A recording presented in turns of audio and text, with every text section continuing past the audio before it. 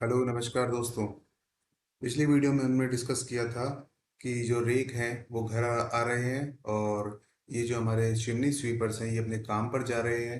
दोनों टकरा जाते हैं, दोनों में जौसल हो जाती है, टकरा जाते हैं, दोनों में मुठभेड़ हो जाती है। रेक जो है, अमीरजादे जो लोग हैं वो अपने घर के लिए रास्ता बनाने की कोशिश करते हैं। वो चाहते हैं कि मैं आगे बढ़ूं और ये चिमनी स्वीपर पीछे हटे। यहाँ तक की बात हम कर चुके थे मित्रों। आज हम बात करेंगे इससे आगे की। आगे लिखा हुआ है और करीब पैराग्राफ नंबर 9 है ये। This is a scallop. अब सैलोप का मतलब होता है लिक्विड। ये एक इस तरह का बेवरेज है, इस तरह का पेय पदार्थ है। द प्रीशियस, जो कि बहुत ही ज्यादा क्या है, प्रिय है। प्रीशियस मतलब वैसे तो मूल्यवान होता है ना। बहुत ही अत्यंत प्रिय हर्ब, जड़ी बूटी है। तो ये एक ऐसा प्रिय पदार्थ है, ऐसा पेय पदार्थ है जो कि अत्यंत दुर्लभ, अत्यंत प्रिय जड़ी बूटी है। विमेंस डार्लिंग, किसका? औरतों का। अब ये कौन है? देखिए यहाँ पर इसको इस तरह से लीजिए, आप प्रीशियस को अलग कीजिए और हर विमेन को अलग कीजिए, है ना। तो हर विमेन को आप एक फ्रेज कंसिडर कीजिए कि ये जो औरतें हैं जो कि जड़ी बूटियां उगाती हैं, उनके लिए ये क्या है? ये जो पेय पदार्थ है ये क्या है? बहुत ही प्रीशियस है, बहुत ही ज्यादा क्या है, प्यारा है, मूल्यवान है। The delight of the early gardener. और ये क्या है? ये डिलाइट भी देता है किसको? गार्डनर, मालियों को। वो माली जो कि जल्दी जल्दी जागते हैं, जल्दी जल्दी अपना सारा काम करने की कोशिश करते हैं, उनके लिए भी ये लिक्विड क्या है?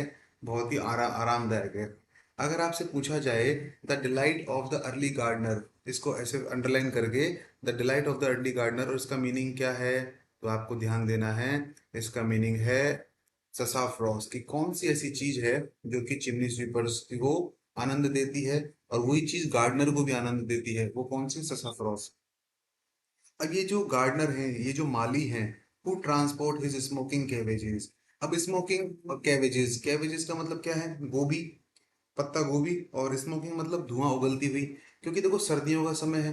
अब जब पत्ता गोभियों को तोड़ते हैं तो ऐसा लगता है कि वो जो टूटने के बाद जो पानी की बौछार है, ऐसा लगता है कि जैसे कोई धुआं निकल रहा हो, कोई फ्यूम हो वो। तो ये जो गार्डनर हैं वो ट्रांसपोर्ट करते हैं। और किसको करते हैं? उन धुआं से निकलती हुई पत्ता गोभियों को बाय ब्रेक। ब्रेक का मतलब होता है भोर होते ही, सुबह होते ही। सुबह होते ही अपनी पत्ता गोभियों को ट्रांसपोर्ट कर देते हैं। और देखिए दोस्तों, कहाँ से? Hammer, from Hammersmith to Covent Garden. ठीक है, ये है याद करने की चीज। कॉन्वेंट गार्डन, तो हैमर स्मिथ से कॉन्वेंट गार्डन का संबंध किससे आएगा? आपका अगर पूछ ले इस तरह से, तो वो संबंध आएगा आपका गार्डनर से। ठीक है ना। तो Hammersmith to Covent Garden का संबंध किससे है? आपका गार्डनर से है। Framed piazza, framed piazzas. अब देखिए, यहाँ पर कहता है वो प्याजाज। प्याजाज का मतलब क्या होता है? सब्जी मंडियाँ। यानी इन सारी चीज़ों को वो कहाँ पर लेकर जा रहा है? सब्जी मंडियों में लेकर जा रहा है वो माली। द डिलाइट, वो खुशी। एंड, यानी क्या है? ये चीज़ क्या है? उसकी खुशी का कारण है। एंड, और, ओ आई फियर, मैं डरता हूँ इस बात से। टू ऑफन द एनवी, कि यही ससाफरोज जो है ईर्ष्या का कारण बनता है उन गरीब लोगों की। क्योंकि देखिए, गरीब लोग तो बेचारे सस्ती चीजें पियेंगे और अमीर लोग ज्यादा महंगी चीजें पी लेंगे, तो कहीं ना कहीं ऐसा लगेगा कि गरीब नहीं, जलने तो नहीं लगेंगे, ईर्ष्या तो नहीं कर रहे हैं वो उस चीज से। तो इसी चीज से वो डरता है। To often the envy, envy का मतलब ईर्ष्या, jealousy of the unpennied. Unpennied मतलब वो लोग जिनके पास पेनी नहीं है, पैसे नहीं है, यानी बिना पैसे के। स्वीप, चिमनी सफाई कर्मी। हिम शुडस्ट दाउ हैप्पली एनकाउंटर। हैप्पली का मतलब परहैप्स, कि यदि कभी तुम उनसे मुलाकात हो, तुम्हारी एनकाउंटर हो, कभी तुम गलती से उनसे मिल जाओ। With him dim visage, visage का मतलब फेस, उनका चेहरा जब भी कैसा हो, बिल्कुल मुरझाया सा उनका चेहरा हो। पेंडेंट, जो कि लटकता हुआ हो। ओवर द ग्रेटफुल स्टीम, उस ग्रेटफुल, उस खुशी देने वाली स्टीम, भाप के ऊपर। कौन सी खुशी देने वाली? ससाफ्रॉस की। अगर तुमको ऐसा मिल जाए, बेचारा कोई लटका हुआ हो और ससाफ्रॉस की खुशबू लेने की कोशिश कर रहा हो, क्योंकि उसके पास पैसे तो है नहीं, वो पी तो पाएगा नहीं। तो क्या करो तुम? रीगेल हिम, उसको आनंदित कर दो। With A स्टम्पचुअस basin. स्टम्पचुअस का मतलब टेस्टी, स्वादिष्ट। बेसिन, प्याला, उसको एक स्वादिष्ट प्याला पिला दो। क्या? ससाफ्रॉस का। अगर ऐसा तुम करते हो, इट विल कॉस्ट दी, तुम्हारे लिए क्या कीमत पड़ेगी? कुछ नहीं है, तुम्हें ज्यादा जेब से देना नहीं पड़ेगा। तो तुम्हारे लिए कीमत पड़ेगी but only 3 half pennies, 3.5 pennies, है ना। यानी 3.5, यानी तुम अगर किसी को ससाफ्रॉस पिला दोगे, तुमको कोई गरीब चिमनी स्वीपर मिल जाए, तो तुमको केवल 3.5 पेनीज देनी पड़ेगी। And A slice of delicate bread, और अगर तुम्हारी दया ज्यादा रही और तुमने उसको बहुत ही सहज भाव से एक ब्रेड, एक रोटी का टुकड़ा भी, एंड बटर, बटर भी दिला दिया ना, तो एंड एडेड हाफ पेनी, तो आधा पैसा और जोड़ लो तुम, यानी टोटल 4 रुपये हो जाएंगे। और उसके बाद तुम उसको एक ससाफ्रॉस का प्याला भी पिला दोगे, और उसको ब्रेड और बटर भी मिल जाएगा। तो आपसे क्वेश्चन बने कि ब्रेड एंड बटर प्लस ससाफ्रॉस की कीमत टोटल कितनी हो गई? 4 पेनी हो गई, ठीक है ना, ये ध्यान रखना। हालांकि इस तरह का क्वेश्चन अभी तक नहीं आया है, लेकिन जो नहीं आया है उसी की प्रैक्टिस ज्यादा करनी है, जो आ चुका है वो तो रिपीट होगा नहीं। सो में अगर ऐसा हुआ, दाय क्यूलिनरी, क्यूलिनरी फायर्स, अब क्यूलिनरी फायर्स क्या होती है? जो किचन की जो चिमनियां होती है ना, तो चिमनियों में जो जलने वाली आग होती है, तो वो क्या बोल रहा है कि अगर तुम कभी किसी चिमनी स्वीपर को ऐसा पिला दोगे ना, तो तुम्हारी चिमनियों को ईज्ड, साफ कर देगा, वो इजी कर देगा चिमनियों को। तुम्हारी चिमनियों में जो कालिख जम रही है, जिसकी वजह से तुम्हारा कभी नुकसान हो सकता है, उस नुकसान की बात भी आगे होगी कि कौन सा नुकसान हो सकता है, तो वो कृपा, तुम कृपा करोगे उसके ऊपर, चिमनी स्वीपर को बड़ा अच्छा लगेगा, तुम इसको ससाफ्रॉस पिलाओगे, तो वो तुम्हारी चिमनी को साफ कर देगा ऑफ द ओवरचार्ज। ओवरचार्ज मतलब भयंकर जमा हुआ सिक्रेशंस, जो रिसाव है, कार्बन के जो कण हैं उनसे, from the worse hospitalities. Worse place hospitalities के मतलब आतिथ्य, अतिथि सत्कार, मेहमान नवाजी। कर्ल अप निकलेगा, कर्ल अप का मतलब निकलेगा। ए लाइटर वॉल्यूम, एक हल्की सी मात्रा, वॉल्यूम मतलब मात्रा, टू द वेल्किन, वेल्किन का मतलब स्काई। वो कहना ये चाह रहा है चार्ल्स लेम हमसे, अगर गलती से तुम्हें कभी कोई चिमनी स्वीपर रास्ते में मिल जाए, तुम्हें लगता है बेचारा बहुत गरीब है, तो उसको एक ससाफ्रॉस का प्याला पिला देना, तुम्हें मात्र 3.5 पेनी खर्च करने पड़ेंगे। और अगर तुम्हारे अंदर और ज्यादा दया है, तो उसको एक रोटी और बटर भी दिला देना, तो तुम्हारे आधे पेनी और खर्च हो जाएगा। तो इस तरह से टोटल तुम्हारी 4 पेनी खर्च हो जाएगी। अगर तुम ऐसा करते हो, तो वो जो चिमनी स्वीपर है तुम्हारे लिए बहुत ही कृतज्ञ हो जाएगा, तुम्हारा बहुत ही थैंकफुल हो जाएगा, और वो क्या करेगा? बदले में तुम्हारी चिमनी को साफ कर देगा, तुम्हारी चिमनी की जो कालिख है उस सारी को निकाल कर फेंक देगा, और इससे तुम्हारा आतिथ्य सत्कार पूरा हो जाएगा। और जब वो तुम्हारी चिमनी को साफ कर देगा, तो तुम्हारे अंदर जो चिमनी है उससे कर्ल अप निकलेगा, क्या? लाइटर वॉल्यूम हल्की सी मात्रा, टू द स्काई, आसमान में। इसका मतलब जब चिमनी साफ हो जाती है ना, तो धुआं कम निकलता है, कहाँ धुआं कहाँ जाता है? आसमान में। अगर चिमनी गंदी रहेगी तो धुआं ज्यादा निकलेगा, और वो भी आसमान में जाएगा, तो आसमान जल्दी गंदा होगा। भाई आमतौर पर आप देखते हैं ना, हम गाड़ियां खरीदते हैं, हम नो पोल्यूशन बनवाते हैं, पुलिस वाले क्यों पीछे पड़ते हैं नो पोल्यूशन बनवाने के? क्योंकि अगर हम गाड़ियों की सर्विस नहीं कराएंगे, तो गाड़ियां ज्यादा धुआं देंगी, जिससे ज्यादा पेट्रोल खर्च होगा, और वायुमंडल में प्रदूषण ज्यादा बढ़ेगा। इसीलिए तो हम पोल्यूशन रखते हैं, हर 6 महीने में गाड़ी का पोल्यूशन इसीलिए तो करवाते हैं। तो वो यही बोल रहा है कि तुम उसकी मदद कर देना। अगर तुम उसकी मदद कर दोगे, तो वो भी सम्मान की खातिर तुम्हारी चिमनियों को साफ कर देगा। आई होप आपको समझ में आ गया होगा। आगे बात करते हैं। सो में द डिसेंडिंग, डिसेंडिंग का मतलब नीचे का स्तर, मतलब उसके स्तर जो नीचे हो रहा है, सूट कार्बन, तो इससे क्या होगा? तुम्हारे कार्बन का स्तर नीचे हो जाएगा, क्योंकि जब तुम्हारी चिमनी साफ हो जाएंगी, तो तुम्हारी चिमनियों में कार्बन नहीं बचेगा, तो तुम्हारे कार्बन का स्तर क्या हो जाएगा? डिसेंड हो जाएगा। नेवर टेंट, जो कि कभी नहीं खराब करेगा। दाय कॉस्टली, तुम्हारा महंगा। वेल इंग्रेडिएंट सूप, वो सारा सूप जो तुम बना रहे हो अपनी गैस पर, और चिमनी उसके ऊपर लगी हुई है, और तुम अगर बनाओगे और चिमनी में ज्यादा ओवरचार्ज हो गया सीक्रेशंस का, यानी कण गंदे गंदे फंस गए चिमनी में, और गलती से चिमनी ने रिलीज कर दिया वो गंदगी, तो तुम्हारा सूप जो नीचे बन रहा है, उस चिमनी के कणों से वो सूप में गिरेंगे, और तुम्हारा महंगा जो कॉस्टली सूप है ना, वो खराब हो जाएगा। इससे बढ़िया तो तुम एक चिमनी स्वीपर को एक प्याला पिला दो, तुम्हारी चिमनी साफ हो जाएगी, और तुम्हारा महंगा सूप भी खराब नहीं होगा। Note the audience cry, audience cry मतलब बुरा सा शोर। अब जब तुम ऐसा करोगे, तो तुम्हारे आसपास कोई भी बुरा शोर नहीं होगा। अभी बुरा शोर क्या है, ये आपको आगे की लाइन में क्लियर हो जाएगा। Quick reaching from the street to street, जल्दी से जल्दी एक गली से दूसरी गली, ऑफ द फायर्ड चिमनी, को बुझाने वाली चिमनी। कहने का मतलब, अगर इस चिमनी को साफ नहीं करवाओगे, तो कभी ना कभी तुम्हारी चिमनी में आग लग जाएगी, और उसकी वजह से जल्दी से एक फायर फायर ब्रिगेड वहां पर आएगी, जिसका शोर वहां पर होगा, और उस शोर को बचाना है तुमको, तो तुम क्या करो? उसको एक प्याला पिला दो। नहीं तो वो गाड़ी आएगी आग बुझाने वाले की, और ऑडियंस क्राई भयंकर शोर शराबा करेगी। वो आ जाती है ना, जब फायर ब्रिगेड आती है, पू पू पू करते हुए, सायरन बजाती हुई आती है, तो वो शोर से तुम बच जाओगे of the fired chimney, chimney में आग लगने से। इनवाइट करो।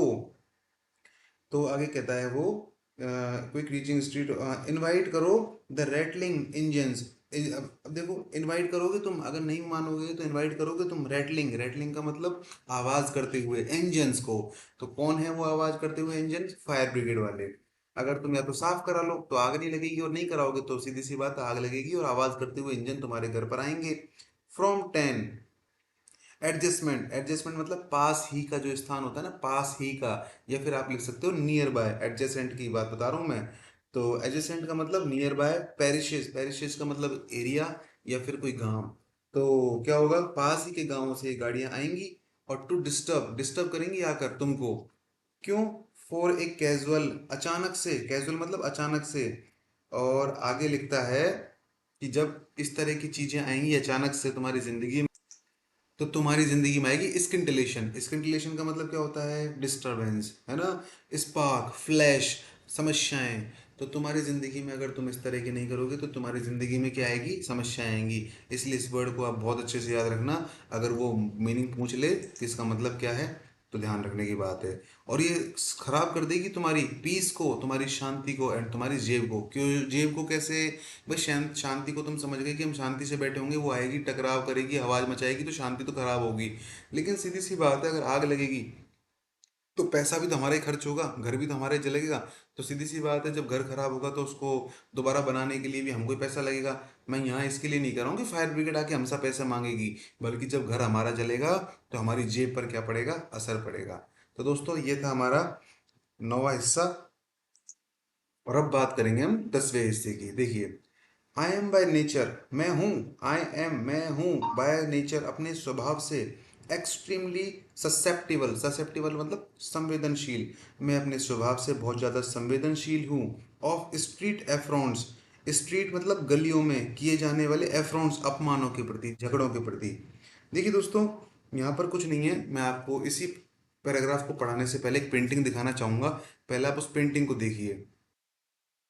ये पेंटिंग आपको दिखाई दे रही है, पेंटिंग का नाम है मार्च टू फिंचले। एक्चुअल में पूरा नाम क्या है? The march of the guards to Finchley. तो इसको बनाने वाले हैं आपके होगार्थ, और उन्होंने पेंटिंग बनाई है। यहाँ पर मार्च चल रहा है, थोड़ी सी लड़ाई झगड़े का सब माहौल आपको दिखाई देगा, है ना? विलियम होगार्थ ने पेंटिंग बनाई है, और ये एक इंग्लिश आर्टिस्ट थे। और इन्होंने एक इस तरह का चीज़ दिखाने की कोशिश की है यहाँ पर, क्योंकि एक वाकया, एक इंसिडेंट यहाँ पर आएगा इस पैसेज, इस पैराग्राफ को पढ़ते हुए, कि एक बच्चा हंसेगा उसके ऊपर, कि लैम्प जब गिर जाएगा, वो जाएगा, एक बच्चा उसके ऊपर हंसेगा। तो जिस तरह से वो लगातार हंसता रहेगा कि उसकी आंखों से आंसू निकल आएंगे, उसी तरह से फिंचले जो है, मार्च टू फिंचले की एक पेंटिंग है, वहाँ पर भी वैसा ही कुछ होता है। तो उस पेंटिंग का यहाँ पर कहीं ना कहीं रेफरेंस आपके यूज़ किया गया है, इसलिए मैं आपको इस पेंटिंग को दिखा रहा हूँ। देखो, काफ़ी सारे लोग आपको दिखाई दे रहे होंगे। तो वापस चलते हैं हम हमारे टेक्स्ट की ओर। आप इसको स्क्रीनशॉट लेके पढ़ लीजिएगा एक बार। ठीक है, आगे चलते हैं अपने टेक्स्ट की ओर। तो लैंग कुल मिलाकर कहते ये हैं कि मैं अपने नेचर में बहुत ही संवेदनशील हूँ, और मैं उन अपमानों पे, उन एफ्रॉन्ट्स, उन अपमानों पे बड़े संवेदनशील हूँ। द जियर्स, उन उपहासों से, उन मजाकों से, एंड टॉन्ट्स, उन तानों से, ऑफ द पॉपुलेस, पॉपुलेस का मतलब लोगों के, पीपल। तो मैं लोगों के उन तानों से जो कि गलियों में दिए जाते हैं, उनसे बहुत ही ज़्यादा परेशान हो जाता हूँ, ससेप्टेबल हो जाता हूँ, संवेदनशील हो जाता हूँ। द लो ब्रेड, जो निचले नस्ल के जो ये लोग हैं, ट्राइम्फ, जीत जीत जाते हैं, मतलब जीत महसूस करते हैं। दे कौन? ये बेकार लोग। डिस्प्ले, शो करते हैं। ओवर द कैजुअल ट्रिप, जैसे कि अगर कोई फिसल जाता है, तो फिसल जाता है ना, तो ये लोग ऐसा फील करते हैं जैसे कि कोई जीत गया हो, कोई इन्होंने जीत हासिल कर ली हो। ठीक है? तो कहने का मतलब भाई, जब नीचे तबके के लोग देखेंगे कि ऊंचले तबके के लोग जो है थोड़ा नीचे आ गए हैं, थोड़ा गिर गए हैं, उनकी डाउनफॉल शुरू हो गया है, तो इनको बड़ी ही खुशी होगी कि हमारे बराबर आएंगे अब धीरे धीरे ये। ठीक है ना? और डिस्प्लेस्ड, स्टॉकिंग, स्टॉकिंग का मतलब तो सॉक्स होता है ना? और जब किसी का पैर कोई कीचड़ में पड़ जाता है, ऑफ ए जेंटलमैन, एक सभ्य आदमी का, तो भी इनको बड़ी क्या होती है? खुशी होती है। यट, हालांकि, कैन आई एंड्योर, मैं इसको सहन कर सकता हूँ क्या? द जोकुलैरिटी, उस मजाक को, उस जॉय को, उस विनोद प्रियता को, ऑफ ए यंग स्वीप, जो कि एक चिमनी स्वीपर की है। इसका मतलब मैं किसी का मजाक सहन नहीं कर सकता, लेकिन अगर कोई बच्चा, ऐसे मैं गिर जाऊं और कोई बच्चा मुझ पे हंसे ना, चिमनी स्वीपर यंग वाला, उसका मजाक तो मैं सहन कर सकता हूँ। आगे कहता है, with something more than forgiveness, उसको फॉरगिवनेस, उसको माफ भी कर सकता हूँ मैं उसकी इस गलती के लिए, मुझे कोई आपत्ति नहीं है। इन द लास्ट विंटर, पिछली सर्दियों में, अब वो कहानी सुना रहा है।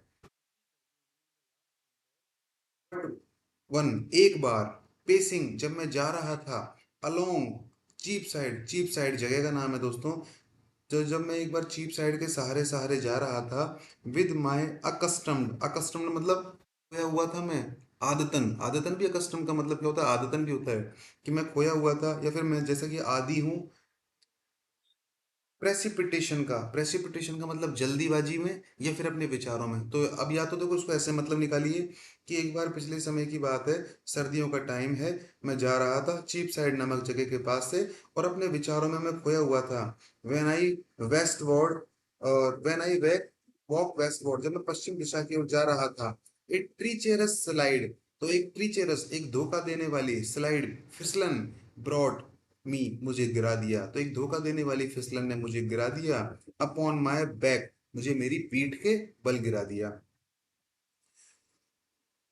इन एन इंस्टेंट, एक ही क्षण में, इंस्टेंट का मतलब एक ही पल में, आई स्क्रैम्बल्ड, मैं उठा, अप विद पेन, मेरे शरीर में बड़ा ही दर्द हो रहा था, एंड शेम, मुझे बड़ी शर्म भी आ रही थी, इनफ, पर्याप्त रूप से। तो जब मैं उठा तो मुझे बड़ा ही दर्द हो रहा था और मुझे बड़ी शर्म भी आ रही थी। यट, हालांकि, आउटवार्डली, बाहर से तो मैं, ट्राइंग, प्रयास कर रहा था, यानी बाहर से तो मैं प्रयास कर रहा था, टू फेस इट डाउन, कि कुछ भी हुआ ही नहीं है मुझे, कि भाई बाहर से तो मैं, अंदर से तो मुझे दर्द हो रहा था, लेकिन जब मैं उठा तो मुझे बड़ी शर्म आ रही थी, तो मैं कोशिश कर रहा था ये दिखाने के लिए कि मुझे कोई फर्क नहीं पड़ा, as if nothing had happened, जैसे कि मुझे कुछ हुआ ही नहीं है।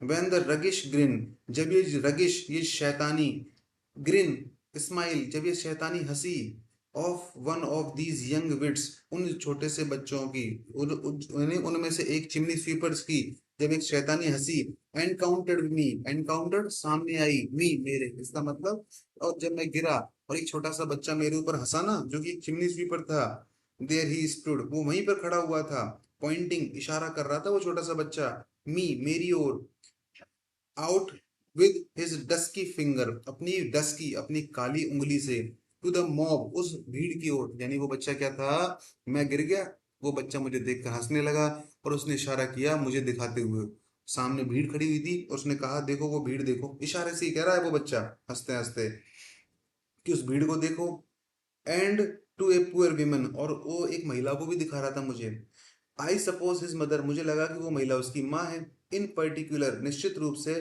टिल द टीयर्स, जब तक कि आंसू, फॉर द एक्सक्विसाइटनेस, एक्सक्विसाइटनेस का मतलब, साइड का मतलब होता है देखना, आंखों का दृश्य, तो जब तक वो हंसा, जब तक कि उसकी आंखों से क्या ना आ गए हों, टीयर्स, आंसू नहीं आ गए हों, ऑफ द फन, इंजॉय के, ऑफ द फन, आराम के, सो ही थॉट इट, ऐसा उसने सोचा, work them self out of the corners of his poor red eyes, और उसकी आंखें हंस हंस कर क्या हो गई थी, बिल्कुल लाल हो गई थी, रेड हो गई थी, from many A previous sweeping, या तो वो इस वजह से हो गई थी कि वो हंस रहा था, या फिर वो इसलिए हो गई थी कि कई रातों से वो बहुत ढंग से सोया नहीं है, बल्कि क्या है, वीपिंग, रोया हुआ है, तो रोने से उसकी आंखें क्या हो गई है, लाल हो गई हैं।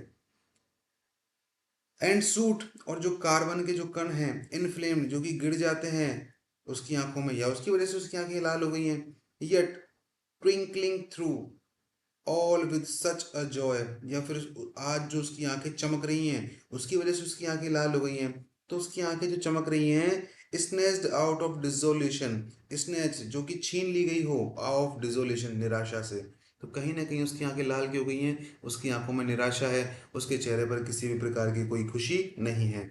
जैसा कि मैंने आपको इमेज दिखाई थी होगार्थ की, जो कि एक पेंटर हैं, इंग्लिश पेंटर हैं, अब देखो उनका जिक्र आ गया है, दैट कि होगार्थ, कि होगार्थ प्रिंटर का नाम है, बट होगार्थ, लेकिन जो इंग्लैंड का जो पेंटर है होगार्थ, has not him already, how could he miss him, तो उसने तो पहले ही उस पेंटिंग से मिलता जुलता एक चित्र का निर्माण कर दिया है, आखिर वो इस तरह के दृश्य को कैसे मिस कर सकता था। इन द मार्च टू फिंचले, और पेंटिंग का नाम क्या है? March two फिंचले। ध्यान देना इस चीज को। तो चूंकि आपको तो बस पेंटिंग का नाम याद रखना है कि भाई पेंटिंग का नाम क्या है, मार्च टू फिंचले उस पेंटिंग का नाम है। ठीक है, आगे देखिए। ग्रीनिंग। अब ग्रीनिंग का मतलब वो बच्चा मुस्कुरा रहा था। ग्रीनिंग का मतलब मुस्कुराना, मुस्कुरा रहा था। एट द पायमैन, पायमैन का मतलब होता है सोल्जर्स। सोल्जर्स की ओर देखकर, उस पेंटिंग की बात कर रहे हैं कि उसमें भी एक बच्चा था। और जैसे ये बच्चा मेरे ऊपर मुस्कुरा रहा है ना देखकर, तो होगार्ड ने जो पेंटिंग बनाई थी मार्च टू फिंचले, उसमें भी एक बच्चा था। उसमें वो बच्चा एक सोल्जर को देखकर मुस्कुरा रहा था। तो आपसे क्या क्वेश्चन पूछा जाएगा कि होगार्थ के द्वारा बनाई गई पेंटिंग का नाम क्या है? March two फिंचले। पहली बात तो ये, मैं होगार्थ को भी अंडरलाइन कर देता हूँ। ठीक है ना। दूसरा, होगार्थ ने जो पेंटिंग बनाई थी उसमें कौन हंस रहा था? एक बच्चा हंस रहा था। हंसने के लिए कौन सा वर्ड आया है यहाँ पर? ग्रीनिंग। तीसरा, होगार्थ ने जो पेंटिंग बनाई थी उसमें वो बच्चा था जो किस पर हंस रहा था? सोल्जर पर हंस रहा था, या फिर एक पुलिसमैन पर हंस रहा था, एक पाईमैन पर हंस रहा था, या फिर एक स्कॉटिश मैन पर? जो कुछ भी वो डालेगा तो ध्यान रखना वो एक पाई मैन, एक सोल्जर पर हंस रहा था। अगर वो सोल्जर ऑप्शन में भी डाले ना तो भी सोल्जर गलत हो जाएगा, क्योंकि एक्चुअल मीनिंग क्या है, एक्चुअल वर्डिंग क्या है यहाँ पर? Pie man. There he stood, वहीं पर खड़ा रहा था वो। As he stands in the picture, जैसे कि कोई पिक्चर में खड़ा हो। इरिमूवेबल, जिसको कि रिमूव ना किया जा सको, कर सकता हो, मतलब हिलाया ना जा सकता हो। एज इफ, जैसे कि मानो कि the jest was to last forever. Yes का मतलब होता है मजाक, जैसे कि उसका मजाक कभी खत्म ही नहीं होगा, उसका मजाक हमेशा के लिए चलता रहेगा। तो पेंटिंग में सीधी सी बात है, आपने odd on A Grecian earn पढ़ी होगी ना। तो उसमें क्या है, कोई चीज जो बन गई वो कभी बूढ़ी होगी क्या? वो लोग किस करने की कोशिश कर रहे थे? लवर। लवर तो क्या किस कर पाएंगे क्या? कभी नहीं कर पाएंगे। क्यों? क्योंकि पेंटिंग में जो चीज फिक्स हो गई है वो तो हमेशा रहेगी। ना तो वो आदमी कभी बूढ़ा होगा, यही तो पढ़ा होगा आपने। ना तो कभी वो बूढ़ा होगा। अभी हम जब पोएट्री सेक्शन स्टार्ट करेंगे तब डिस्कस करेंगे इस बारे में कि वो आदमी कभी बूढ़ा होगा नहीं। वो लड़के जो लड़कियों का पीछा कर रहे हैं वो पीछा करते ही रहेंगे, लेकिन वो लड़की कभी उसके हाथ में आएगी नहीं। उनकी किस कभी आपस में होगी नहीं, यही चीज तो है। तो उसकी हंसी भी कभी लड़के की रुकेगी नहीं, यही कह रहा है इसमें चार्ल्स लैम। आगे वो कहता है कि it's such A maximum of Glee. Glee का मतलब हैप्पीनेस, यानी उसके अंदर की जो आनंद है उसकी पराकाष्ठा है, ये मैक्सिमम है उसमें, ये happiness. And minimum of mischief, और उसकी कम से कम स्तर की क्या है? मिस्चीफ, शरारत है। इन इज मर्थ, मर्थ का मतलब हैप्पीनेस, खुशी, उसकी खुशी में। फोर, क्योंकि द ग्रिन, जो हंसी है ना, ऑफ ए जेन्युइन स्वीप, एक अच्छे सफाई कर्मी की, has absolutely no malice in it. Malice का मतलब मिस्चीफ, बुराई, किसी भी तरह की ईर्ष्या। क्योंकि अच्छे सफाई कर्मी में किसी भी तरह की क्या नहीं होती है? कोई भी ईर्ष्या नहीं होती है। That I could have been content, मैं तो संतुष्ट हो सकता था। इफ, यदि the honour of a gentleman, यदि किसी जेंटलमैन का कोई सम्मान, माइट एंड्योर, इसको सहन कर सकता था। टू हैव रिमेन्ड, और एक चीज वहां पर बनी रहती थी, है ना, हिज बट, पीठ के बल। वो क्या बोल रहा है चार्ल्स लैम कि मैं ना पूरी रात वहां पर पीठ के बल, बट यानी पीठ के बल बना रह सकता था वहां पर। आपने अगर पान सिंह तोमर देखी होगी ना, तो उसमें उसने क्या कहा होगा? जो हीरो है वो, हीरो का नाम तो मुझे याद नहीं आ रहा, काफी फेमस हीरो है जो कि अब तक एक्सपायर हो गया, तो क्या बोलता है कि हमारी अम्मा को बंदूक के बट से मारो तू। तो बंदूक का बट मतलब पिछला हिस्सा। तो यहाँ पर भी तो वही लिखा हुआ है कि क्या होता है, शरीर का जो पिछला हिस्सा है, एक तरह से पीठ है ना। तो पीठ के बल वो बोल रहा है writer, but an is mockery till night, कि अगर वो बच्चा हंसता रहे तो उसी की खुशी के लिए मैं हमेशा पीठ के बल गिरा रहने के लिए तैयार हूँ। चाहे वो बच्चा मेरा मजाक उड़ाता रहे टिल मिडनाइट, रात के मध्य तक। चाहे पूरी रात वो बच्चा मेरा मजाक उड़ाता रहे, मैं यहाँ पर गिरे रहकर उसके लिए हंसी का पात्र बनने के लिए तैयार हूँ। तो दोस्तों आई होप आपको ये बात भी समझ में आ गई होगी। अब बढ़ते हैं अगले पैराग्राफ की ओर, जो कि है 11वें नंबर का। हमने 10 पैराग्राफ कर लिए हैं। आगे चार्ल्स लेम कहता है 11वें पैराग्राफ में, I am bye theory obdurate, कि अगर मैं, आई एम, मैं हूँ, बाय थ्योरी यानी बाय नेचर, यानी सैद्धांतिक रूप से, मैं हूँ सैद्धांतिक रूप से ऑब्ड्यूरेट। ऑब्ड्यूरेट का मतलब अडिग, संवेदना शून्य, जिद्दी। तो मैं अपने सैद्धांतिक रूप से बहुत ही ज़्यादा अडिग हूँ। टू द सेडक्टिवनेस, सेडक्टिवनेस का मतलब अट्रैक्शन, मनमोहकता, मोहकता। तो मैं सैद्धांतिक रूप से मोहकता के प्रति बहुत ही अड़िग हूँ। ऑफ वाट उन चीजों की, ऑफ वाट उन चीजों की, आर कॉल्ड जिनको कि बुलाया जाता है, a fine set of teeth, दांतों का एक अच्छा सेट। क्या कहना चाह रहा है कि चिमनी स्वीपरों के चेहरे हैं काले काले और उनके दांत है सफेद झक। तो जब वो हंसते हैं ना तो उनके दांत ही दांत चमकते हैं। एक एडवर्टाइजमेंट भी तो आता था पहले डीडी नेशनल पे, दिल रोशन तेरा मन रोशन ये जहां रोशन, हैप्पी डेंट आएगा, ध्यान दिया हो तो, है ना। तो वो ये बोल रहा है कि काला काला चेहरा है वो। जो उस एडवर्टाइजमेंट में एक ट्रेन जा रही होती है और ट्रेन के दोनों तरफ दो आदमी बिठा रखे होते हैं, वो मेंटोस वगैरह खाते हैं और दांतों से चमक आ जाती है, लाइट आ जाती है ना। तो ये क्या कह रहा है कि भाई मैं बहुत सैद्धांतिक रूप से बहुत ही क्या हूँ, मनमोहकता के प्रति बड़े जिद्दी हूँ मैं, उन चीजों के प्रति जिनको कि कहा जाता है एक फाइन सेट ऑफ टीथ, यानी उनके दांत बहुत सुंदर हैं। आगे वो कहता है एवरी पेयर ऑफ रोजी लिप्स, रोजी मतलब गुलाबी, पेयर यानी हर जो जोड़ा है, गुलाबी गुलाबी होठों का, the ladies must pardon me, औरतों मुझे माफ करना, इज ए कास्केट, है ना। कास्केट का मतलब बास्केट। तो औरतों से माफी मांग रहा है वो उस चीज के लिए, गुलाबी होठों की बात कर रहा है। अब गुलाबी होठों के गाने आज बन रहे हैं, उस जमाने में थोड़ी थे। आगे वो कहता है कि गुलाबी होठों की जो जोड़ी है वो किसके समान, एक कास्केड, एक ताबूत के समान है। ठीक है ना। तो कास्केड का मतलब आपने लिख लिया होगा आई थिंक, कास्केड का मतलब ताबूत।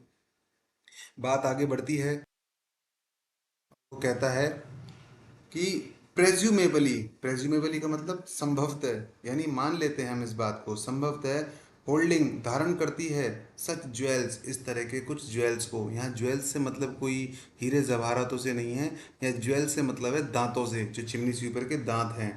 तो वो धारण करते हैं अपने सुंदर सुंदर दांतों को। बट लेकिन मी थिंक्स मुझे लगता है, they should taken leave, leave का मतलब परमिशन, तो उन्हें परमिशन लेनी चाहिए टू एयर, टू एयर का मतलब शो करने से पहले, दिखाने से पहले। देम, देम का मतलब टीथ, तो उन्हें अपने दांतों को दिखाने से पहले परमिशन लेनी चाहिए। एज फ्रूगली, फ्रूगली का मतलब कम, मितव्ययी, कम, बहुत चीज जब कम कर देते हैं ना, कंजूसी कर देता है तो उसको बोलते हैं फ्रूगल। एज पॉसिबल जितना कम हो सके उतना, जितना कम संभव हो सके उतना, तो उन्हें परमिशन लेनी चाहिए दांतों को दिखाने से पहले, और दिखाने चाहिए जितना कम हो सके उतना कम। द फाइन लेडी अच्छी महिला, और फाइन जेंटलमैन अच्छे सज्जन लोग, who show me there teeth जो कि मुझे अपने दांत दिखाते हैं, शो मी बोन्स लगता है कि मुझे अपनी हड्डियां दिखा रहे हैं। तो जिस तरह से दांत सफेद होते हैं ना, उसी तरह से हड्डियां भी क्या होती हैं, सफेद होती हैं। अब आपसे जो क्वेश्चन बनता है वो क्या बनता है, वो ये बनता है कि वो इसको दे देगा, इस पूरी लाइन को यहाँ से लेकर यहाँ तक की को, ठीक है ना, और अंडरलाइन कर देगा, और एक ब्लॉक खाली छोड़ देगा। वो कैसे, कि भाई वो लिखेगा who show me their blank space, show me bones, तो आपको लिखाएगा वो क्या अब भरवा देगा, चार ऑप्शन डाल देगा।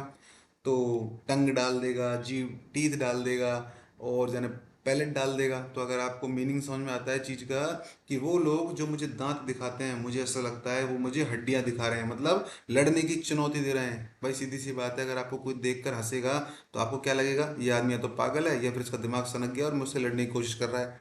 तो बस इसको फुलफिल करवा लेगा, इसलिए ये कोट इंपॉर्टेंट है, ध्यान रखिएगा, ठीक है ना।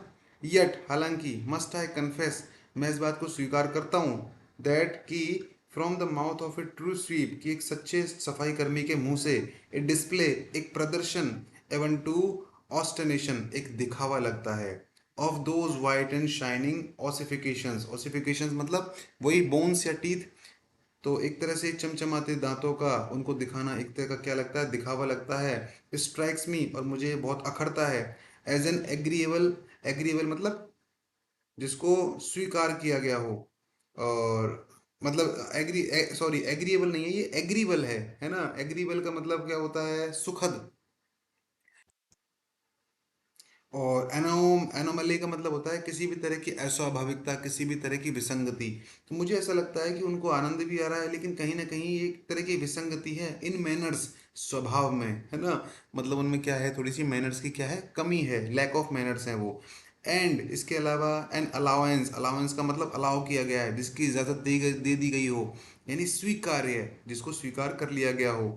पीस ऑफ फॉपरी, फॉपरी का मतलब होता है मूर्खता, यानी पीस ऑफ, यानी एक ऐसा काम है जो फॉपरी, जो क्या दिखाता है, मूर्खता दिखाता है। इट इज, यह वैसा ही है, एज जैसा कि, व्हेन ए सबल क्लाउड, जबकि एक सबल, एक काला क्लाउड, बादल, टर्न्स सामने कर देता है, टर्न्स फोर्थ का मतलब सामने कर देता है, हर सिल्वर, उसके silver lining on the night. तो सिल्वर चमचमाते, लाइनिंग ऑन द नाइट, क्या है ये, बिजली की चमक है। क्या कहना चाह रहा है, अब देखो, अब यहाँ पूछेगा आपसे, कितना प्यारा क्वेश्चन बनेगा।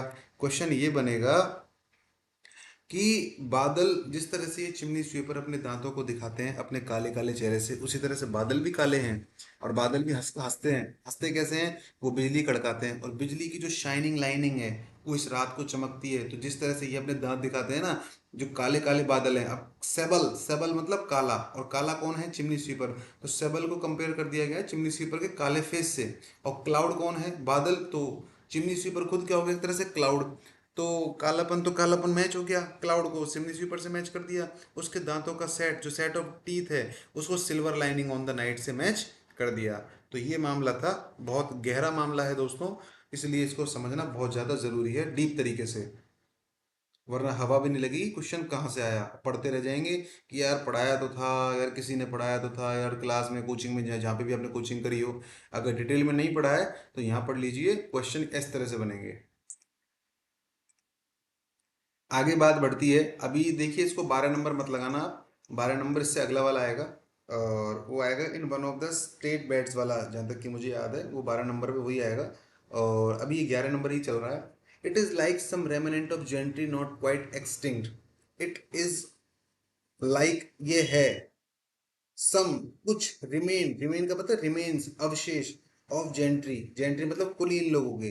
अब देखो दोस्तों, यहाँ पर होता क्या है, मैं आपको अभी खैर दिखाऊंगा, एक कैसल की इमेज दिखाऊंगा, जब वो कैसल धीरे धीरे आएगा यहाँ पर, अरुंडेल कैसल की फोटो दिखाऊंगा मैं आपको उस समय। और उस कैसल का मामला क्या है कि एक्चुअल में एक राजा है। अभी हमने पेंटर की बात करी, होगार्थ, अब हम एक राजा की बात करेंगे, होवार्ड। होवार्ड राजा है, अरुंडेल कैसल में रहते हैं। और जैसा कि हमने बात की थी शायद कल, कल के इंट्रोडक्शन वीडियो में, कि एक चिमनी स्वीपर है जो कि शायद जिनका किडनैप कर लिया गया हो, और बचपन में बड़े ही रईस खानदान के वो चिमनी स्वीपर रहे हों। तो कहीं ना कहीं खून में उस अमीरी की गंध तो रहेगी। तो वो चिमनी स्वीपर चिमनी को साफ करने के लिए चिमनी में घुसा, और राजा के कमरे में निकल गया। बेचारा बहुत थक गया था, तो थक गया तो वो राजा के बिस्तर पर ही सो गया। अब आप एक चीज सोचिए, कोई आदमी कितना भी रईस गरीब क्यों ना हो, कितना भी हिम्मतवान क्यों ना हो, कभी भी राजा के बिस्तर पर सोने की हिम्मत तो नहीं करेगा। तो चार्ल्स लैम्ब उसको इस तरह से जस्टिफाई करने की कोशिश करता है कि ये शायद बच्चा किसी कुलीन परिवार का है, और इसको किसी ने किडनैप कर लिया, और ये इस धंधे में आ गया, चिमनी स्वीपिंग के धंधे में। इसलिए उसके खून ने उसको आवाज दी कि जा बेटा तू आराम से मजे कर, सो। इसीलिए वो शायद इस पर सो गया। इसी चीज को यहाँ पर इस पूरे के पूरे पैराग्राफ में डिस्कस किया गया है। तो देखिए क्या कह रहा है ये, it is like some remnant of gentry, gentry का मतलब कुलीनता, सज्जन। तो ये किसी कुलीन चीजों के अवशेष हैं, नॉट क्वाइट एक्सटिंक्ट, यानी जो पूरी तरह से विलुप्त नहीं हुए हैं। एक्सटिंक्ट का मतलब विलुप्त हो जाना। नॉट क्वाइट, देखिए दोस्तों, वही नॉट भी नेगेटिव है, क्वाइट भी नेगेटिव है, क्योंकि एक्सटिंक्ट की डिग्री बता रहा है, क्वाइट डिग्री ऑफ कंपेरिजन जब आपने पढ़ा होगा, क्योंकि फर्स्ट ईयर की तैयारी कर रहे हो तो डिग्री ऑफ कंपेरिजन तो पढ़ा ही होगा। तो दोनों दोनों नेगेटिव हो गए तो प्रेजेंट पॉजिटिव बन गया। इसका मतलब निकलेगा, नॉट क्वाइट एक्सटिंक्ट का मतलब निकलेगा स्टिल प्रेजेंट, जो अभी भी क्या है, मौजूद है। तो क्या कह रहा है ये, it is like some remnant of gentry. तो ये कुछ उनकी कुलीनता के, कुछ अमीरीपन के क्या हैं, संकेत हैं, जो कि पूरी तरह से अभी गायब नहीं हुए हैं, बल्कि अभी भी प्रेजेंट हैं, मौजूद हैं। ए बैज ऑफ बेटर डेज, जो कि बैज है, जो कि सिंबल है ऑफ बेटर डेज, उनके अच्छे दिनों का। ए हिंट, एक संकेत, ऑफ नोबेलिटी, उनकी कुलीनता का। एंड डाउटलेस, और निसंदेह, अंडर द ऑब्सक्योरिंग डार्कनेस, इस ऑब्सक्योरिंग, इस बुरी डार्कनेस समय की, है ना। तो अब उनका समय जरूर खराब हुआ है, लेकिन शायद पहले ये कुलीन लोग रहे होंगे। And double night of their forlorn, forlorn का मतलब होता है अकेलापन, और डबल नाइट मतलब परिस्थितियां बहुत मजबूत हो जाना, मुश्किल हो जाना। डबल नाइट का मीनिंग पहले आप लिख लीजिए, फिर मैं इसका मीनिंग समझाता हूँ आपको। डबल नाइट का मीनिंग लिखिए आप, एक्सेसिव हार्ड सरकमस्टेंसेज, यानी बहुत ही कठिन परिस्थितियाँ। कैसे, मैं अभी आपको सिद्ध करके बताता हूँ इसको। मान के चलिए किसी बंदे का एक्सीडेंट हो गया। अब उसका वो एक दिन कितना लंबा निकलेगा, निकलेगा ना, वो लगेगा नहीं ना उसको। अभी तो ऐसा लगेगा कि यार पूरा दिन हो गया, एक दिन हो गया, और ऐसा लगेगा ना 4 दिन बीत गए। तो जब परिस्थितियाँ बहुत टफ होती है ना, तो समय आसानी से नहीं निकलता। और जब परिस्थितियाँ आसान होती हैं तो समय ऐसा निकलता है चटपट, पता नहीं कब निकल जाता है। तो यही यहाँ पर कहा गया है कि डबल नाइट, यानी परिस्थितियाँ बहुत टफ हैं, ऑफ देयर फॉरलॉन, उनके अकेलेपन की डिसगाइज, और ये सब यहाँ पर छुपी हुई हैं, वेश बनाया हुआ है। ऑफन टाइम्स, जो कि अक्सर, लरकित, लरकित का मतलब होता है मंडराना या फिर झांकना। तो ये परिस्थितियां यहाँ पर मंडराती हैं, झांकती हैं। गुड ब्लड, उच्च कुल का खून, तो इसका मतलब ऐसा दिखाती हैं कि ये परिस्थितियां नोबिलिटी दिखाती हैं, और ऐसा लगता है कि इन बच्चों में उच्च कुल का खून है, इसलिए इन चिमनी स्वीपरों ने राजा के बेड पर सोने की हिम्मत की। एंड साथ ही जेंटल कंडीशंस, अच्छी अच्छी कंडीशन इनकी कभी रही होगी। डिराइव्ड, ये बच्चे जो हैं डिराइव आए हैं फ्रॉम लॉस्ट एंसेस्ट्री, अपने खोए हुए वंशजों से। मतलब कहीं ना कहीं इनके वंशज पुराने हैं, लेकिन वो है कोई अच्छे कुल के। And A labs pedigree, labs मतलब जो लुप्त हो चुकी हैं, पेडिग्री मतलब वंश, वंशावली। हालांकि इनकी वंशावली क्या हो चुकी है, लुप्त हो चुकी है। एक कुत्ते का बिस्किट होता है पेडिग्री, है ना। तो पेडिग्री का मतलब अच्छी परवरिश, वंश या वंशावली। तो कहीं ना कहीं इनके वंशावली विलुप्त हो चुकी हैं। देयर प्री मैच्योर, उनकी जो प्री मैच्योर क्या है, प्री मैच्योर है उनकी जो समय से पहले की है। और अप्रेंटिसमेंट्स का मतलब शिक्षा। एक्चुअल में अप्रेंटिस का मतलब होता है प्रशिक्षु, जो किसी आदमी, जब हम कह सकते हैं कि भाई आप इस समय क्या हो, एक एस्पिरेंट हो, और आप क्या बोलोगे कि भाई मैं इसका इस सब्जेक्ट का अप्रेंटिस हूँ, मतलब प्रशिक्षु हूँ। तो यहाँ अप्रेंटिसमेंट का मतलब हो जाएगा शिक्षा।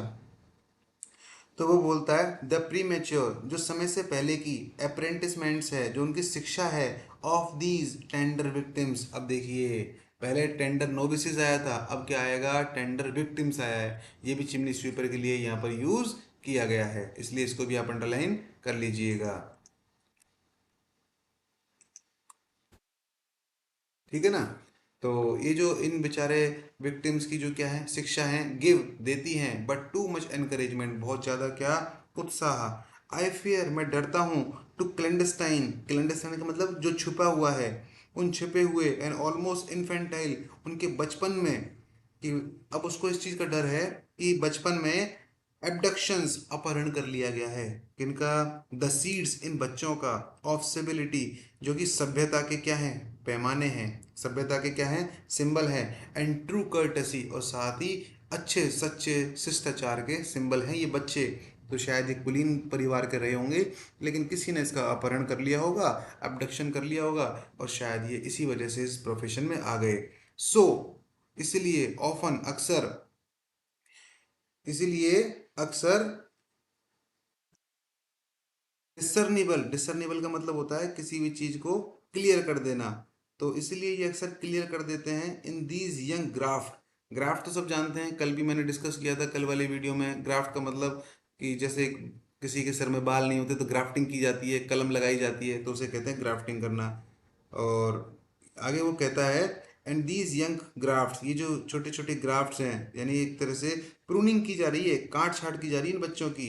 अदरवाइज, नहीं तो, टू बी अकाउंटेड, ऐसा नहीं हुआ होता तो, प्लेनली, यानी साधारण रूप से, हिंट, ये एक तरह का संकेत होता, एट सम फोर्स एडॉप्शन, किसी तरह की जबरदस्ती से किए गए एडॉप्शन का। कहने का मतलब, अगर ये बच्चे यहाँ मौजूद नहीं होते, किसी अच्छे परिवार में नहीं होते, यहाँ हैं, इसका मतलब किसी ने जबरदस्ती इनका एडॉप्शन किया है। और अगर नहीं किया होता तो इनका एडॉप्शन किसी खास, किसी अच्छे परिवार में हुआ होता। बेचारे ये यहाँ पे क्या कर रहे होते। मैनी नोवल रेचल्स, अब देखिए, रेचल्स है एक बाइबल का कैरेक्टर। अब मैं आपको उसको दिखाता हूँ एक्चुअल में रेचल है कौन। ये गूगल मैप से ली हुई एक फोटो है। आप अगर गूगल मैप पे जाएंगे तो रेचल के बारे में जब सर्च करेंगे तो विकीपीडिया पे इस तरह का लिंक आपके सामने खुलेगा कि रेचल एक कैरेक्टर है दोस्तों, एक मेजर कैरेक्टर है बाइबल का, है ना। और in the book of genesis, ठीक है। और ये जैकब की क्या थी, सेकंड वाइफ थी। तो इसके हस्बैंड का नाम क्या था, जेकब, है ना। उसकी सेकंड वाइफ थी। And the mother of Joseph and Benjamin, इसके दो बच्चे थे, जोसेफ एंड बेंजामिन। अब जो जेकब है उसके क्या है दोस्तों, दो पत्नियां थी, उसमें से फेवरेट पत्नी कौन थी, यही थी आपके कौन, रेचल। लिख रहा है ना आगे, she was Jacob's favourite of the two wives and was known for their beauty and affection, अपने प्यार, अपनी सुंदरता के लिए वो जानी जाती थी। इसके अलावा एक इमेज आपको मैं दिखा रहा हूँ, अरुंडेल कैसल की, ये आपको ध्यान रखनी है, ठीक है। इसके अलावा एक इमेज, लास्ट इमेज मैं आपको दिखा देता हूँ। ये है किंग होवार्ड की इमेज, जिसके बारे में हम अभी बात करने वाले हैं। तो 4 इमेज मैंने आपको दिखाई हैं। पहली ये 3 इमेज, और उसके अलावा ये एक और इमेज है जो मैंने आपको अभी अभी दिखाई थी। देखिए, मार्च टू फिंचले जो पेंटिंग है, जो होगार्थ की पेंटिंग है ना, the march of the guards to Finchley. तो कुल मिलाकर ये बाइबल का कैरेक्टर है, उसको यहाँ पर रेफरेंस के तौर पर उसने इस्तेमाल कर लिया चार्ल्स लैम ने। और ये एक ऐसी माता के बारे में बता रहा है जिसका बेटे का अपहरण कर लिया गया है, और वो शोक कर रही है, विलाप कर रही है, मॉर्निंग कर रही है फॉर देयर चिल्ड्रन, अपने बच्चे के लिए। आगे वो कहता है, आर डेज, यहाँ तक कि हमारे दिनों में, काउंटेनेंस, काउंटेनेंस का मतलब ऐसे चेहरा होता है, लेकिन आगे लिखा हुआ है द फैक्ट। तो ये इस तथ्य की काउंटेनेंस करता है, यानी पुष्टि करता है। तो यहाँ पर काउंटेनेंस का मतलब लिख लेगा प्रूव करने से। तो ये इस तथ्य की पुष्टि करता है कि हमारे टाइम में ऐसा होता था। द टेल्स ऑफ, कि मतलब लोगों को क्या है, उठा कर ले जाते थे, हमारे टाइम में ऐसा होता था। द टेल्स, वो जो कहानियां हैं, ऑफ फेयरी टेल्स, मतलब फेयरी का मतलब परियों की, स्प्रिंटिंग उठाकर ले जाना, में शेडो, वो छाया दे सकती है, ए लेमेंटेबल, एक दुखद वैरायटी, सत्य को। तो कहीं ना कहीं हमारे समय में ऐसा होता था, लोग बच्चों को उठाकर ले जाते थे, और आज के समय में तो ऐसा नहीं होता है। तो इस तरह से वो लैम इस बात को कहना चाह रहा है। एंड द रिकवरी, रिकवरी का मतलब बरामदगी, यानी किसी भी चीज़ को जब बरामद कर लेते हैं तो उसकी रिकवरी हो जाती है। एंड द रिकवरी, जब हम उसको रिकवर कर लेते हैं, ऑफ द यंग मॉन्टेग्यू, तो मॉन्टेग्यू का नाम दिया गया, ध्यान रखना, उसके बच्चे का नाम दे दिया यहाँ पर, इसलिए इस नाम को भी आपको ध्यान देना है, ठीक है ना। Be but a solitary instance of good fortune, ये अकेला, सॉलिटरी मतलब अकेला, एकमात्र, इंस्टेंस उदाहरण है, किस चीज का, ऑफ गुड फॉर्च्यून, अच्छे भाग्य का, कि भाई उसका क्या मिल गया, बच्चा वापस मिल गया। आउट ऑफ मैनी इर्रेपरेबल, अब इर्रेपरेबल का मतलब जिसकी भरपाई नहीं की जा सकती हो, जो पूरा ना हो, यानी जो क्या हो, अपूरणीय हो। तो जिसकी भरपाई नहीं की जा सकती, कौन से दुख की, भाई किसी का बच्चा खो जाए तो उसको सरकार अगर 10 लाख का 10 करोड़ दे दे तो उसका बच्चा वापस थोड़ी आ जाएगा। तो इस दुख की भरपाई नहीं की जा सकती। एंड होपलेस, यानी निराशाजनक, डेफिलिएशंस, दोषों की, कौन से दोषों की, उन माता पिता के दोषों की, उन माता पिता के दुखों की जिनके बच्चे क्या हो जाते हैं, हो जाते हैं। तो ये फ्रेज को आप बहुत अच्छे तरह से याद रखना। अब आगे बात बढ़ती है, अब यहाँ पर आप सीक्वेंस चेंज कर सकते हैं, और यहाँ पर आप डाल डाल सकते हैं नंबर 12, मैं डाल देता हूँ, आप भी डाल लीजिएगा अपने टेक्स्ट में अगर नहीं हो तो, ठीक है। आगे वो कहता है, in one of the state waits of Arundel castle, मैंने आपको अभी भी इमेज दिखाई थी अरुंडल कैसल की, कि इन one of the state beds, state beds मतलब सरकारी स्तर में, एट अरुंडल कैसल, अब यहाँ पर एक राजा के बारे में बात करेंगे। अरुंडल कैसल में, ए फ्यू ईयर्स सिंस, एक फ्यू, कुछ वर्षों, सिंस बिफोर, है ना, यानी कुछ वर्षों पहले, अंडर ए ड्यूकल कैनोपी, एक राजा की छतरी के नीचे, दैट सीट, वो जो प्लेस है, वो जो स्थान है, सीट का मतलब प्लेस, वो जो स्थान है, ऑफ होवार्ड, होवार्ड कौन है, राजा का नाम है। मैंने आपको वो कहानी सुना दी, चिमनी में से बच्चा निकलेगा, राजा के बिस्तर पर सो जाएगा, वही कहानी यहाँ पर आ गई है, देखो अब। तो अब वो अरुंडल कैसल की एक कहानी सुना रहा है कि किंग जो होवार्ड है उसका जो स्थान है, इज एन ऑब्जेक्ट, वो एक इस तरह का स्थान है, ऑफ क्यूरियोसिटी टू विजिटर्स, कि जिज्ञासा के कारण, क्यूरियोसिटी के कारण लोग क्या करते हैं, विजिट करते हैं, आगंतुक यहाँ पर आते हैं। चीफली, चीफली मतलब मेनली, मुख्यतः, फॉर इट बेड्स, वो उसके बेड को देखने आते हैं, क्यों, क्योंकि इस बेड के साथ एक दंत कथा जुड़ी हुई है, वही उस चिमनी स्वीपर वाले बच्चे की, जो उसके बेड पर सो गया था। तो उस बेड को देखने आते हैं कि यार ऐसा कौन सा बेड है जो उस बच्चे को बुला रहा था, वो बच्चा कंट्रोल नहीं कर पाया अपने ऊपर, ऐसा कौन सा बेड है, तो उस बेड को देखने वो लोग यहाँ पर आते हैं। आगे वो कहता है कि लेट ड्यूक, इन विच, जिस पर भी, द लेट ड्यूक, वो जो महाराज जो कि अब नहीं रहे हैं, लेट यानी मर चुके हैं, बात स्पेशली, विशेष रूप से, ए कॉनोइजर, कॉनोइजर का मतलब विशेषज्ञ, यानी लवर ऑफ आर्ट, जो कि कला का प्रेमी है, पारखी है, कॉनोइजर है ना, वो राजा क्या था, कला का प्रेमी था, एनसर्कल्ड, घिरा हुआ था, विद कर्टेन्स, पर्दों से, तो उसके चारों ओर कमरे में पर्दे लगे हुए थे। और कल जहाँ तक कि आपको इमेज भी दिखाई थी, हाँ मुझे याद है अच्छी तरह से, एक इमेज दिखाई थी कल वाली वीडियो में, और उसमें एक अच्छा सा कमरा दिखाया था, तब मैंने आपको बताया भी था कि होवार्ड का कमरा है ये, बड़ा ही शानदार कमरा है अंदर से, और कल बात करेंगे इस बारे में, तो वो कल आज है, ठीक है ना। तो हमने ये बात कही है कि भाई बड़ा ही शानदार कमरा है, लाल कलर के पर्दे वहां पर हैं, और डेलिकेस क्रिम्सन, डेलिकेस मतलब सबसे ज्यादा, और क्रिम्सन मतलब रेड कलर, यानी वो पर्दे जो हैं, जो सबसे ज्यादा, जितना भी लाल से लाल, चटक लाल हो सकता है ना, वो पर्दे उतने लाल हो सकते हैं। जितना भी लाल की सबसे ज्यादा पराकाष्ठा है, किससे ज्यादा लाल हो ही नहीं सकता, वो पर्दे उतने लाल रंग के हैं। विद स्टेरी कोरोनेट्स, कोरोनेट्स मतलब क्राउन्स, और इनवोवन मतलब बुने हुए हैं। और उन पर क्या बने हुए हैं, उन पर जो पर्दों पर क्या बने हुए हैं, मुकुटों के क्या बने हुए हैं, चित्र बने हुए हैं, जो इनवोवन हैं, एक दूसरे में उलझे हुए हैं। फोल्डेड, मुड़े हुए हैं, between a pair of sheets, है ना, जो शीट्स के जोड़ों के बीच में।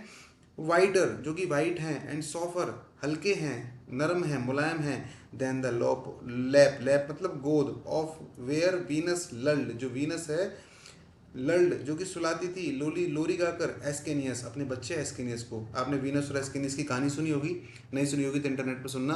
अब उसके बारे में मैं यहाँ पर जिक्र नहीं करूंगा, फिर भी मैं इतना बता देता हूँ कि वीनस जो है अपने बेटे एस्केनियस को गोदी में डालकर सुलाती थी। और एक बच्चे के लिए उसकी माँ की गोद दुनिया में सबसे बेहतर बिस्तर होता है दोस्तों।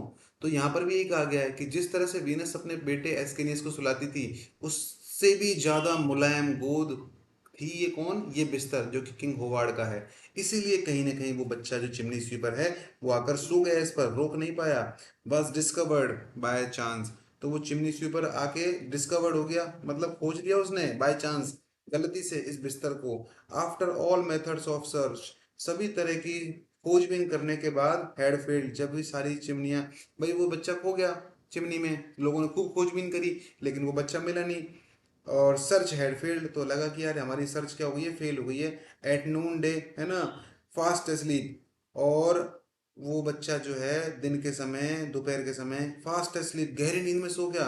ए लॉस्ट चिमनी स्वीपर, एक खोया वो बच्चा। क्यों, हमने कहा था कि कहीं ना कहीं से वो पता नहीं कौन से छेद से आके उस कमरे में गिर गया, और वो उसी तरह से उसमें वो बच्चा सो गया। बात आगे बढ़ती है, वो कहते हैं द लिटिल क्रीचर। अब देखिए ये भी ध्यान रखना कि कौन सा फ्रेज इस्तेमाल किया गया है, द लिटिल क्रीचर। मैं इसको हाईलाइट कर रहा हूँ दोस्तों, द लिटिल क्रीचर को। ये भी एक फ्रेज है जो उसके लिए हाईलाइट किया गया है। ये जो लिटिल क्रीचर है, ये जो छोटा सा जो प्राणी है, हैविंग समहाउ, जो कि जैसे तैसे, कन्फाउंडेड, अपना रास्ता बनाते हुए, हिज कन्फाउंडेड, बनाते हुए, हिज पैसेज, अपना रास्ता, अमंग द इंट्रिकेट्स, इंट्रिकेट्स का मतलब इन डिफिकल्टीज में से, ये जो बच्चा है इन चिमनियों की डिफिकल्टीज में से अपना रास्ता बनाते हुए जैसे तैसे पहुंच गया। ऑफ रोज लॉर्डली चिमनी, चिमनी लॉर्डली का मतलब भव्य, भव्य जो बड़ी बड़ी चिमनी। तो जैसे तैसे ये बच्चा उन भव्य, उन बड़ी बड़ी चिमनियों में से अपना रास्ता बनाता हुआ पहुंच गया। By some unknown aperture, aperture का मतलब होल, किसी छेद में से। एंड अलाइटेड, और वो नीचे उतरा, अलाइटेड का मतलब केम आउट, और वो नीचे उतरा उस चिमनी में से, upon his magnificent chamber. His कौन है, ये किंग होवार्ड, तो किंग होवार्ड के उस शानदार मैग्निफिसेंट भव्य चैम्बर में, कहाँ से, चिमनी से। जो, देखो चिमनी एक्चुअल में होती क्या थी, राजा महाराजा क्या थे कि भाई अपने कमरे में सर्दियों के दिन में क्या है, अलाव लगाते थे। अलाव का मतलब जानते हैं ना, शायद गांव देहात के लोग तो जानते होंगे, और मैं पूरी तरह से गांव देहात को तो नहीं हूँ, लेकिन इतना तो मैं भी जानता हूँ क्योंकि हमारे घर में शायद इस तरह की भाषाएं चलती हैं। अलाव लगाना मतलब जो सर्दियों में हाथ तापने वाला मामला है, उसे अलाव लगाना कहते हैं। और वो जो किचन में तो आमतौर पर चिमनियाँ लगती थी, लेकिन राजाओं के कमरे में भी लगती थी, वहाँ पर लकड़ियाँ वगैरह आपने फिल्मों में देखी होगी, कल एक इमेज भी दिखाई थी मैंने, मेंटल पीस वाली बात भी की थी। और उसको मैंने रिलेट भी किया था क्लास 11th के chapter the portrait of A lady से। तो आपको ध्यान देना चाहिए कि कमरे में जो, जब सर्दी पड़ती थी तो वो एक अलमारी सी बना देते थे और उसमें लकड़ियाँ जला देते थे। तो सीधी सी बात है, अगर उस लकड़ी का धुआं बाहर नहीं निकलेगा तो वो कमरे में घुटेगा, तो उसके ऊपर एक पाइप लगा देते और वो चिमनियों का जो सारा धुआं है वो चिमनियाँ बाहर निकाल देती थी। तो पता नहीं वो कौन सी बड़ी बड़ी चिमनी है जिसमें वो बच्चा घुसा, और वो उस कमरे में आकर घिस गिर गया वापस, किसमें, वो किंग होवार्ड के चैम्बर में। और वो अलाइटेड, और नीचे उतरा उस शानदार कमरे में। एंड टायर्ड, बहुत थका हुआ था वो बच्चा। विद टीडियस, बहुत थक, अब देखो टीडियस का मतलब उबाऊ, थकाऊ, एक्सप्लोरेशन से, क्योंकि उसने क्या किया था, बहुत ज्यादा क्या किया था, काम किया था, एक्सप्लोरेशन लगा, एक्सप्लोरेशन मतलब कि इतना जो काम करके बेचारा बच्चा क्या हो गया, बहुत ज्यादा थक गया।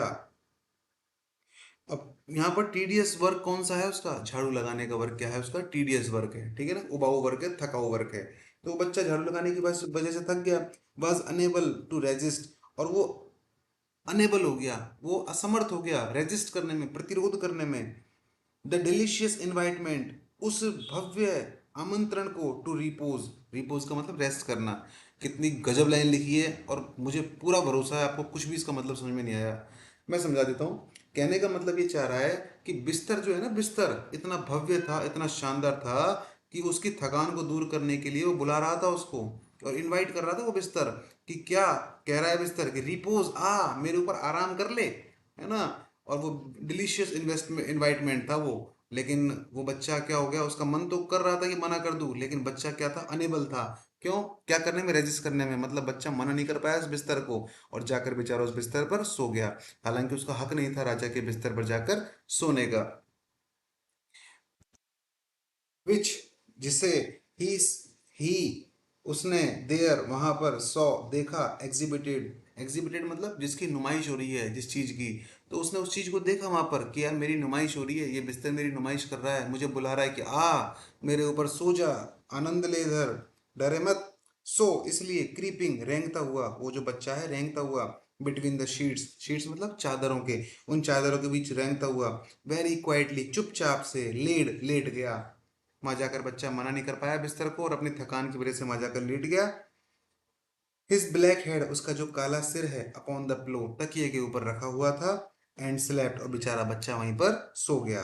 लाइक ए यंग होवार्ड, जैसे कि वो होवार्ड का क्या हो, यंग बच्चा हो। तो इस तरह से, जैसे कि होवार्ड उसका बाप हो और वो होवार्ड का बच्चा हो, तो यंग होवार्ड का मतलब जैसे कि वो बिस्तर उसके बाप का हो। तो इस तरह से वो बच्चा वहां जाकर सो गया। तो दोस्तों, अब पता लग रहा है ना कि 4 पन्ने के टेक्स्ट को भी कितने तरीके से डिफाइन करते हैं, तो कितनी लंबी वीडियो हो जाती है। हाँ, हो सकता है कि कुछ लोग इसको कर देते हों 1 घंटे में। अब 1 घंटे में तो मैं अभी कर दूं इसको, और आपको पता भी ना लगे कि ना तो क्वेश्चन समझ में आएगा, ना इसका मीनिंग समझ में आ जाएगा। लेकिन इस मेरे से इस वीडियो को पढ़ने के बाद मैं इतना दावा कर सकता हूँ दोस्तों, कि आप इस वीडियो को किसी को पढ़ा सकते हो जरूर, कि भाई एक्चुअल में इसका मीनिंग ये है। उन कहानियों को रिलेट कर सकते हो कि भाई कौन कौन सी कहानियां सर ने बताई थी।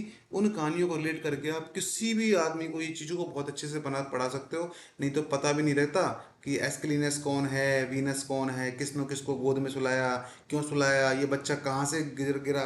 पढ़ने के बाद भी बच्चे कई बार इस तरह से होते हैं कि उनको समझ में नहीं आता, कि क्वेश्चन तो छोड़ो, टेक्स्ट ही समझ में नहीं आता कि टेक्स्ट एक्चुअल में कहना क्या चाह रहा है। तो भले ही काम धीरे हो, आधा घंटा लेट हो, पर काम इतना पक्का होना चाहिए कि काम बहुत अच्छे से हो, लगे कि हमने टाइम खराब नहीं किया।